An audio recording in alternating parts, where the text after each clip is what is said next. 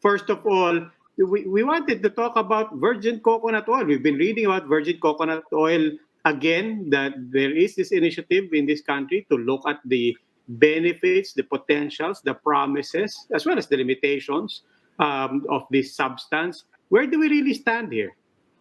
Well, we currently have three studies that are ongoing.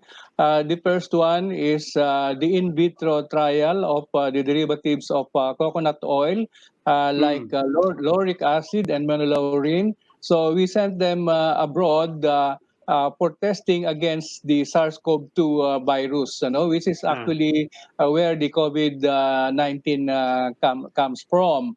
So in vitro, meaning to say it's just in the laboratory, no people involved in the trials, and we will see whether the infectivity of the SARS-CoV-2 will be lowered by action from the coconut derivatives that I mentioned. It is something like when you ingest coconut oil in your body, it is actually transformed into certain active, shall we say, substances, and these are the things that can act against viruses. Now, the other two studies that we have are trying to see the effect of BCO on two categories of COVID-infected patients, or at least some of them are still probable.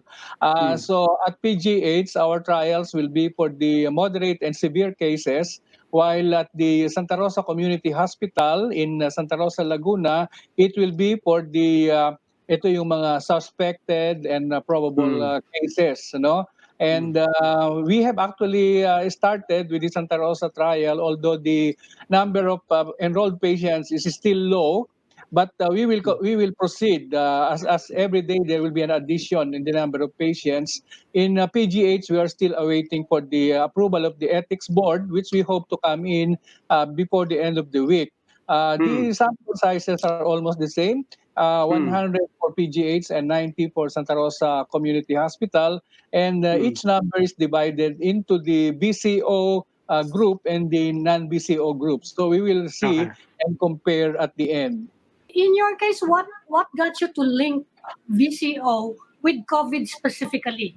Kasi marami naman tayong health supplement din, and we have a lot of natural herbal supplements. Bakit why VCO in particular? We are studying, we have started with VCO, but we will also try two other formulations that come from Tawa-Tawa and from Lagundi, because all of these three have already shown antiviral properties. For example, the VCO was already tried by Dr. Conrado Dairit 2 decades ago at San Lazaro for HIV patients. Now, the results were good, except that there were a few enrollees or a few patients that participated.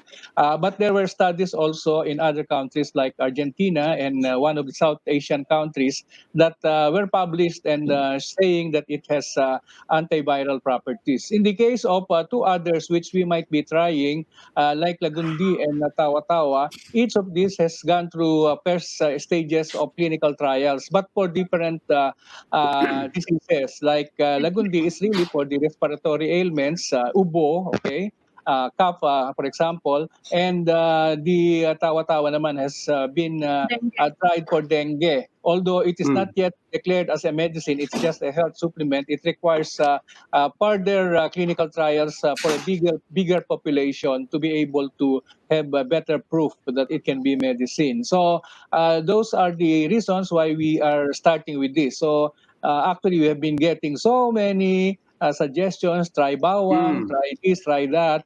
But if there has been no documented, shall we say, evidence yet, we will give priority to those that has been documented before.